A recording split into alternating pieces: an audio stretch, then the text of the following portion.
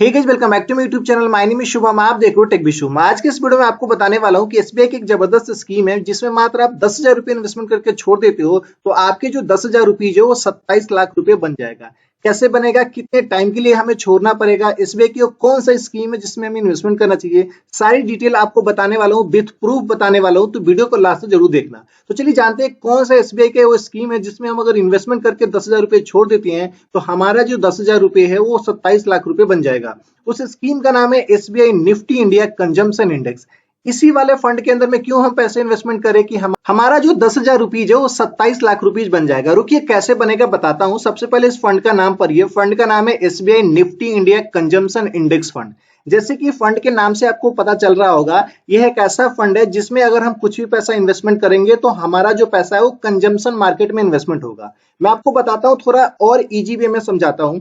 India के जो लोग हैं अपना पैसा जो है जिस चीज को खरीदने में यूज करते हैं, आपका जो पैसा है उन्हीं के कंपनीज में इन्वेस्टमेंट होगा। लेट सपोज आप देख लो अपनी डेली लाइफ में किस चीज को ज्यादातर आप खरीदते हो, चाहे आप अपने घर के खर्चे में यूज करते हो, चाहे आप कोई गाड़ी खरीद रहे हो उसमें भी है। मान लो अगर आप एक मारुति की गाड़ी खरीद रहे हो तो आपने अपना पैसा कहाँ यूज किया, मारुति की गाड़ी खरीदने में।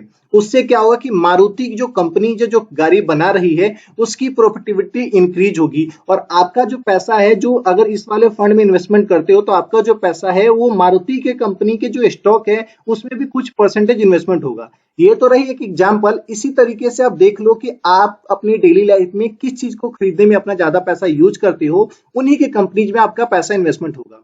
तो फ्यूचर में जाकर हमारा पैसा जो 10,000 रुपीज है 27 लाख कैसे बनेगा मैं आपको बताऊं।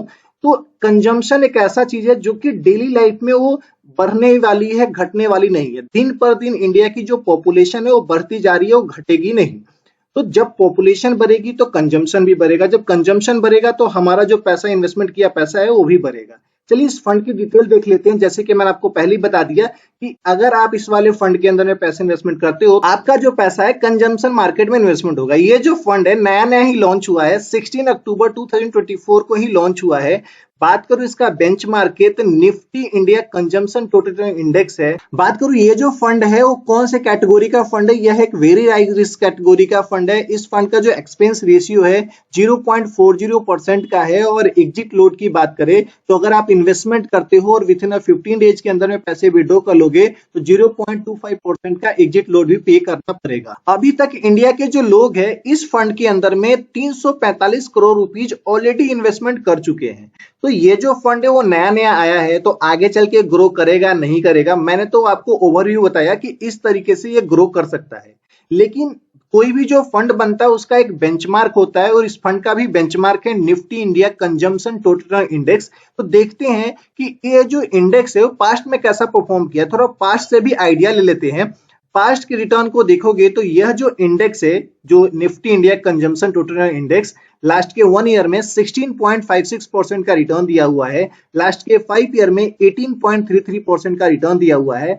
सिंस एक्सपेंशन देखोगे तो 14.79% का रिटर्न दिया हुआ है। तो चलिए थोड़ा सा और डिटेल देखते हैं, इसके होल्डिंग्स को एनालाइज करते हैं कि हमारा जो पैसा है किन किन कंपनीज में, किन किन सेक्टर में इन्वेस्टमेंट होगा। ये जो SBI Nifty India consumption index है उसके बारे में। उससे पहले बता दूं कि अगर आप चैनल पे नए हो तो प्लीज चैनल को सब्सक्राइब करके बगल के बेल आइकन को जरूर दबा लेना, क्योंकि इस चैनल पे हम आपके लिए पर्सनल फाइनेंस, बैंकिंग और म्यूचुअल फंड से related video back to back लेकर आते हैं।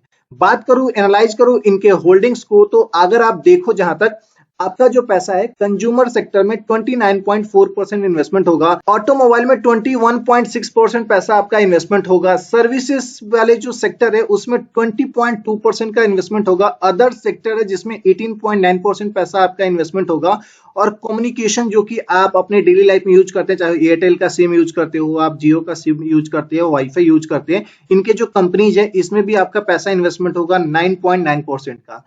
देखोगे तो ये ऐसी चीज है, ऐसे सेक्टर है जिसकी रिक्वायरमेंट कभी भी खत्म नहीं होती, दिन पर दिन इंक्रीज होता जाएगा। जब दिन पर दिन इंक्रीज होगा तो आपका पैसा भी इंक्रीज होगा। तो चलिए देखते हैं कि हमारा जो 10,000 रुपीज है वो कैसे 27 लाख रुपीज बनेगा उसके बारे में। थोड़ा सा कैलकुलेशन से समझते हैं। जैसे कि आप देख पा रहे होंगे आपके स्क्रीन पर थोड़ा सा सीट हमने बनाया हुआ है। आपको 10,000 रुपीज अगर आप इन्वेस्टमेंट करते हो 15% का रिटर्न आता है। 10 ईयर के लिए अगर आप इन्वेस्टमेंट करते हो तो जो आपका जो 10,000 रुपीज है वो 40,456 रुपए बन जाएगा। लेकिन अगर वही 10,000 रुपीज अगर आप इन्वेस्टमेंट करते हो 20 ईयर के लिए 15% का ही रिटर्न एक्सपेक्टेशन रखते हैं तो आपके जो फंड का जो वैल्यू होगा 1,63,665 रुपए का हो जाएगा।